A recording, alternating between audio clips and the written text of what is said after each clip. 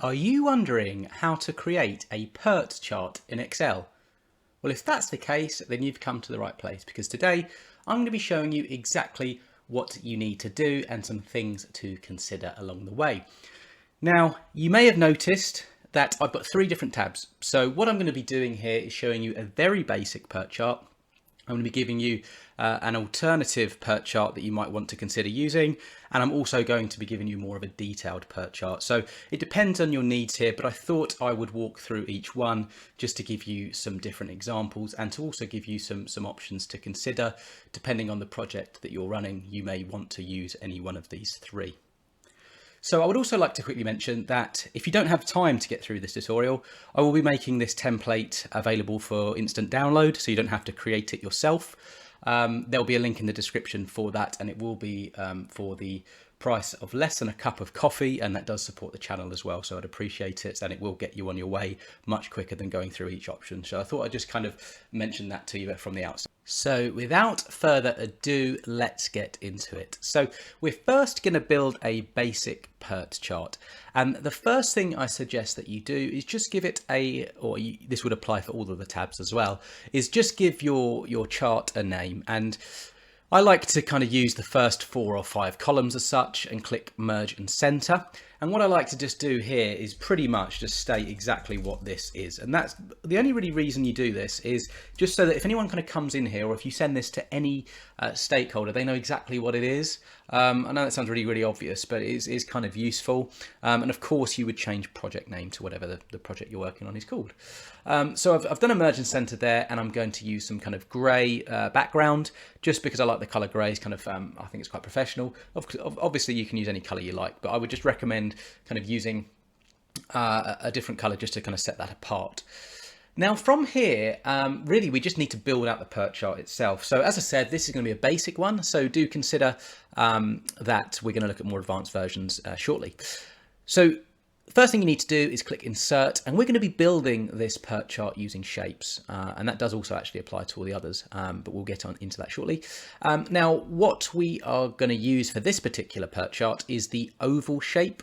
So you can obviously get that from the recently used, I've used it before, but if not, it will be in the kind of basic shapes. Alternatively, you could use a flowchart connector, but yeah, let's go with the oval for now. And all we're going to want to do here is just kind of create a circle. You can use the grid lines if you wanted to get it in kind of, if you've got a specific size you want, but I'm actually going to be removing those in due course. So yeah, don't worry too much about the grid lines for now.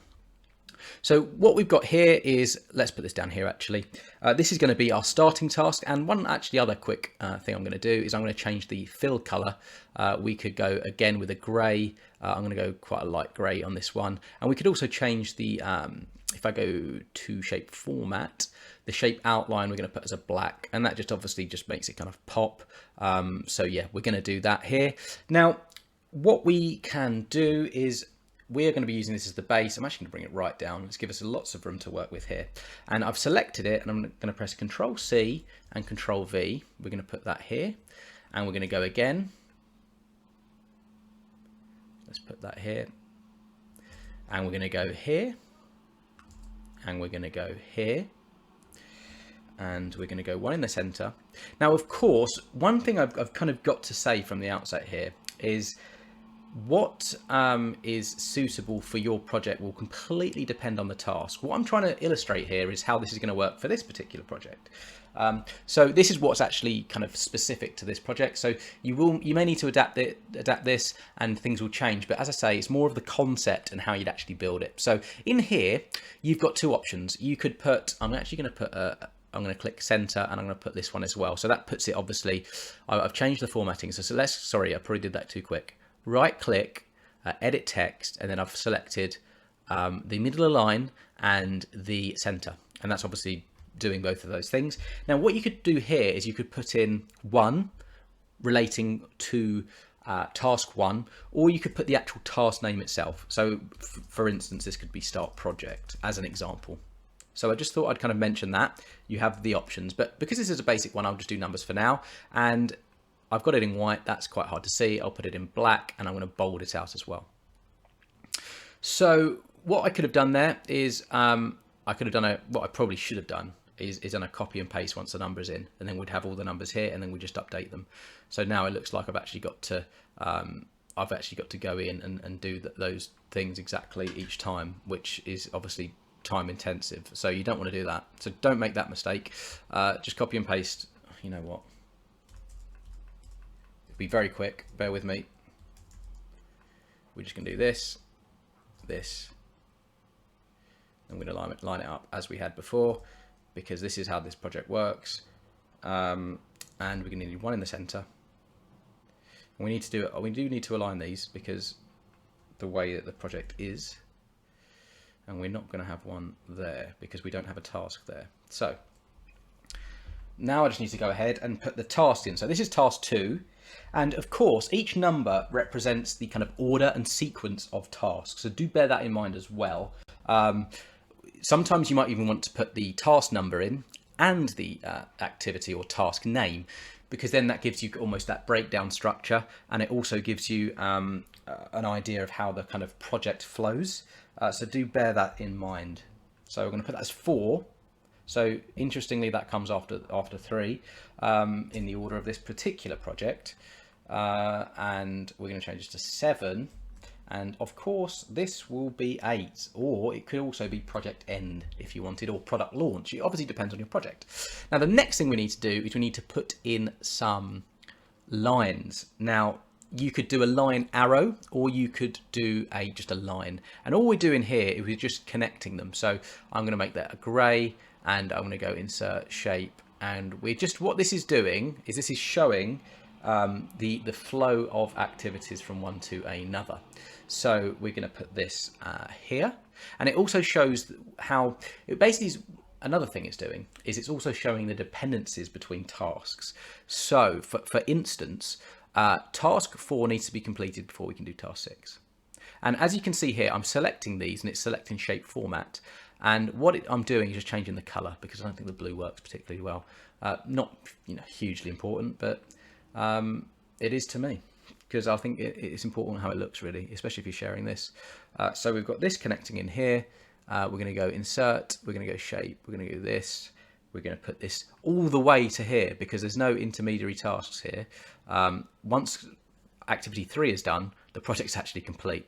So that's the way this is obviously working, or in other words, there's no dependencies in between. So we need to put this as a grey. We're nearly there. I'm sure there's a quicker way of doing this, but at this precise moment, as you can see, I haven't found one.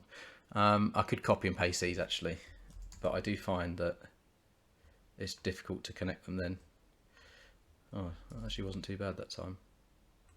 But you just need to, if you look at when I select the line, you'll see it gives us those kind of circles, and you want to connect the circles. So it kind of makes it quite neat, and it also, it just lines it all up properly.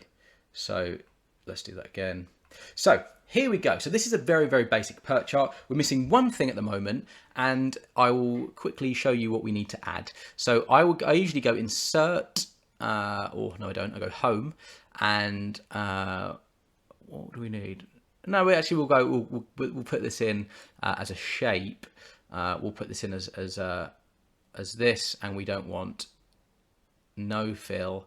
We don't want any outline, and all we're going to put in here. Oh, I lost it. I'll press Control Z to get that back there. We're going to edit the text, and this is going to be the duration of the task. So it's in white by default. That was just a silly mistake. Bold, and I'm going to put that kind of thing here. And as you'll see here, we need to get rid of that shape outline. We don't want no outline, and that just tells us how long each task is. So if I do a copy, Control V, Control C, Control V, and we basically just need to put this on every single line. And what that is essentially doing is saying how long each task is destined to take. And obviously that's very, very important for the total duration of the project. You've got to be careful. See that I kind of picked up the line instead, and we're going to do this one here. We're going to do this one here, and we're going to do this one obviously here, and we're missing one more. And then obviously you just need to go ahead and update it. So this activity takes 2 days. We're going to say this one that takes 5 days. This one takes a whopping 6 days. This one takes 3 days. So I'm making this up essentially. we're going to say that's even 1 day. But yeah, it obviously depends on your project. So do bear that in mind. We'll put that as 3 just as an example. We'll put that as 4, and then we'll put this as 3. So that in a nutshell is a very, very basic PERT chart. What you can do is you can click view, you can get rid of the grid lines, and that makes it obviously look more visually appealing. And it will, if you have the snipping tool, I believe if you're using a Windows, everyone has this, but you could then click on your snipping tool, click new, select it, and then you've got yourself this, which you can then use, you can save or copy and use that in PowerPoints or any other means of, you could share that in an email with a client, etc. So you wouldn't even need the whole Excel file. So that's a quick tip actually. And you can do that for any of these different options as well. So that's a basic PERT chart. I'm going to save up and we're going to move on to the alternative PERT chart. So again, working from a blank slate here, what you could do is you could then, let's assume in the template we're going to have this at the top, but yeah, you're going to have, you could put your title in here at the top. So I'll just blank that out now. It will be ready in the template, but I'm not going to, in the interest of time, I won't be adding it at this precise moment. So in the alternative option, what you're doing here is we're basically using different shapes, but it enables you to have a greater detail. So what I actually like to do for this particular option is I like to use this shape. So I like to use this one, and it's called a rectangle with the rounded corners. So I'm going to put this in like this. We're going to put it in the grey, and I'm going to go with the outline of a black just to really make it pop. And we're going to put this as the start of the project. So again, I recommend this formatting because when you notice, I just think that looks great, and I can actually make this a lot bigger. And we're going to use white this time. So in this option, I'm going to do Control C, again Control V. This option enables us to essentially, actually, what I'm going to do before I do this, actually, I'm going to line this up. I'm going to line this up in the grid lines just to show you if you want to do that, you can, and how it can benefit you. So we'll line it up like this. Of course, you can change column rows heights and column widths as well. That's obviously an option for you. But I'm just going to do that now, just to create that kind of, make sure it all lines up and looks really, really great. So this is an alternative PERT chart example. And it's very, very similar in many ways, but just this style just gives us greater flexibility in what we can add. And I actually quite like it for the ability to add text. This one, you're quite limited with circles, and I don't know, this one I quite like the look of this one, and you'll see when it's finished. So we'll put this like this, and we're going to put this here, and we're lastly going to put one up here. And interestingly, we're going to put the next one down here. And then we need an end as well. So we've got an end here. So what we could put in here is task 1. We could put that kind of, you could leave it as task 1, or you can be very, very specific and enter exactly what task 1 is. And then underneath, you could do you could actually put in the duration. So you could do something like this, duration 3 days. And if I make this all smaller, you'll see exactly what I'm after here. Oh, wrong way.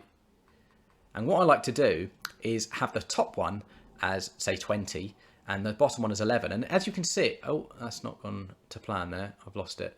I need to make this smaller so it's more visual. How have I lost that? Maybe it's because it's the size. If I do this, see what happens. Yeah, it's the size. So let's just do that. Actually, can you wrap? No. Okay, it's the size. So I just need to make that a little bit bigger. And of course, that means I need to wipe all of this out. And we'll need to do it again. Sorry. I'll quickly do this as quick as I can. But you get the idea here. So what this enables you to do is just give you that duration in the actual task itself, without having to you can add it to the lines, which is really, really useful. So we're going to do this here, of course, and yeah, I'll just do one more. You could probably do more, but we're just going to do this for the interest of time. What did we have before? Let's just do that, just to save yourself some time, without having to build it all out. But yeah, you get the idea. Here, you'd obviously just put something like you put the exact time frame of each task. We'll just leave that as 3. Sorry, I'm trying to save time. I know time is always of the essence. So let's just put that as 8. And then obviously you'd need to change these as well. So task 2. And you could put what these are. You know, this could be something like product testing, product launch, product proof of concept. Obviously in the wrong order there, but you get the idea of what I'm looking to do. 1, 2, 3, 4, 5, 6. This should be 6. This one would then be, say, 7. Oh, sorry, press something on my keyboard. I've really messed it up. 7. I think I pressed numlock. I haven't done that in years. Do you remember numlock? Task 8. And then we'll go insert, and then we'll go shapes. And then what we essentially need to do is I like to use this line arrow, and we just, oh no, we could use that one. The other one that's good here is this bent one. So like that. And then we'll go insert, shape. Where is it? The bent one. Grey. And then insert shape. So you're just leveraging the different lines here essentially. See, that one's a bit wonky. So we might have to move this down a bit. What's happened there? How bizarre. Oh, but yeah, it's just playing around with it really. But yeah, you just want to make it look great. Of course, in the interest of time, I'm just gonna run through this. It's not going to be perfect. It will be perfect in the template. But if you buy it, because if you're buying it, you deserve the best. But in the interest of time, I'm just going to quickly, we're probably stretching quite a lot of time on the video now. So, and if you're still here, then fair play. We're going to have this as insert shape down, and then insert shape. God, it does take a lot of time, doesn't it? Shape, bang, and then interestingly in this particular one we need this to be down here, so like that, because task 7 doesn't connect to the end of the project in this example. So this is how you how it's the benefits of a PERT chart come out, because you can see that the interrelationship in action there. So oh god, nearly there. So that's the second example after all of that. Obviously took me a little while, but that's the alternate to the kind of basic. And now let's get into the detail. Now, this one is quite interesting. And what I like to do in this one is I'm actually going to do this from scratch. I'm actually going to put the title in, and I'll show you why in a moment. We're going to put, let's just call it project. We'll call it, this can be project C actually. If we assume each one's this is project A, this is project B, and this is project C. Let's whack this up here, and we're going to make this a little bit bigger. Oh no, it's done it for us, and we'll put that in grey. Now, what you can do here is if I select column A to column D and put some outside borders on, you'll see what it's done here is it's given us this line. And what we can do from this point is if I select column E, if I go view freeze pane and click freeze pane, what this is going to do is it's going to give us this ability to keep this almost working area. And this is where we're going to build the PERT chart. And then we'll obviously be kind of adding the PERT chart to this area here. But by doing this working area, we can set it up in such a way where if you make changes to this underlying section of the activity area, and we can even just specify that as well, activity area, then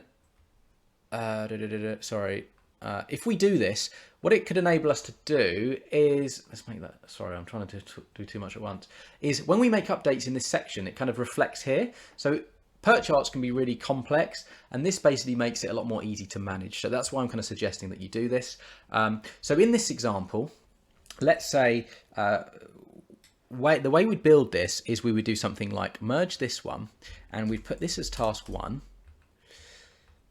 bold, and then here we would put, oh no, we need 3. Let's move this across. Sorry, you'll see why in a moment. Let's put this here, and let's do that. Merge center. I'm actually going to put one more column in here. Oh, that's messed it right up. We won't do that then. So here we could put the start date of the task, bold. Here we could put the duration. Actually, what I would actually suggest doing is actually putting this all in. So then you've got a reference point. So anyone who kind of opens this up knows exactly what's going on. Otherwise it can get a little bit confusing if you've just got numbers. And then this could be, say, the finish date. And then what you can do here is you can put all borders. So it's got this neat little, let's make this, actually let's make these a little bit bigger. There you go, bold. I am going to do this, and you'll see why, because I need to get rid of the outside borders for now. Right, no borders. It's just going to get rid of everything. Yeah, we're gonna go again. Oh no, it's kept that. That's cool. Now let's go outside borders again, and you can put this in a grey, and you can put these in grey as well. And now we need outside borders. Outside borders here. Yep, that's it. Outside borders here and outside borders here. So this is almost like imagine this as almost a map or a area where you can see exactly what we're going to build from. Now what you can do here is if I press Control C, and let's just put these in like, let's put that as task actually. Task 1, task 2, task 3, task 4, task 5, task 6, task 7, task 8. Now obviously 2, 3, 4, 5. Now again, I've just put task 1, task 2, etc. You could actually put the exact task name in here if you wanted. Now what you can then do is if I select this, now this is where it's really useful. If I select this and press Control C and go in here and right click, and then if I set this up as a linked picture, you'll notice for one that you can move it around like this, which is very useful. And the second thing, if I make changes in here, you'll notice it updates over here. So this is just a really good way of almost just like updating this kind of much quicker, and that's why I suggest it. Of course you then will need to do this for each one, or otherwise if you just copied and pasted that one each time, it's not gonna, pretty much every different element is going to be the same. So that would be the kind of way to do this. So let's put this in here, and then so just go through each one, Control C. Actually what I will do is wipe this out. Let's wipe this out. Let's get rid of this. That's the key, that's the reference. So we know what each stands for. Now let's just whack this in, Control C, right click, linked picture. Task 3, Control C, right click, linked picture. Task 4, Control C, I'm going to put it over here this time, link picture. Task 5, we'll do a couple more, we'll do this one. Now, and then we'll just do a quick, if I just do a quick insert shape, let's just do that one. Grey, shape outline, black, yeah, edit, text, project start. Let's just do that as a, we need that, we're going to put that in, so home, we're going to put that in black, bold. Control C, Control V, project end. Now all we can start doing is putting in these things. So let's say the start date of task 1 is today's date, so oh, there we go, and the end date is 10/10. So I am based in the UK, you might have noticed from my accent, so my dates may look backward to you if you are in the States, but you get the idea here. I'm not going to go through all of these. Let's just do this as 12/10/2022, and let's just put this as 15/10/2022. I'm not going to go through all of them, but you get the idea here. So the duration here would be 5 days. The duration here would be 3 days. So, and I'm just going to do this as center, and actually we can do all of that. Yeah, no, we can do all of that center. And that's just pretty much how to build it out. And then all you need to do is just add the shapes, and you'll just note, yeah, you could do that one. So insert shape line. So you'll just see how this just kind of comes together really, and it's all based off of really building out your working area, and it is going to depend on the project you're on and things like that. But this advanced way is it just gives you more detail and just makes things really more clear. So as I say, this is how you build out the more advanced one. I will finish this off and it will be available if you do buy that template. But really, this is how you build PERT charts. You've got different options, but it's all about making it visual, showing that sequence of events. And if you're not quite sure what PERT charts are, the benefits of using them, why you'd want to use them and when, then I do actually have a video on my channel about what PERT charts are. So, and it covers all of that and more. So I do suggest you check that out. I will drop another link in the description if you did want to see that video. But I hope this video was useful. If it was, please do hit the like button. That tells me I should continue making videos like this, and do consider subscribing to my channel and clicking the alert button as well. And then you'll be notified of when I release videos just like this. So with all that said, I hope you have an excellent day.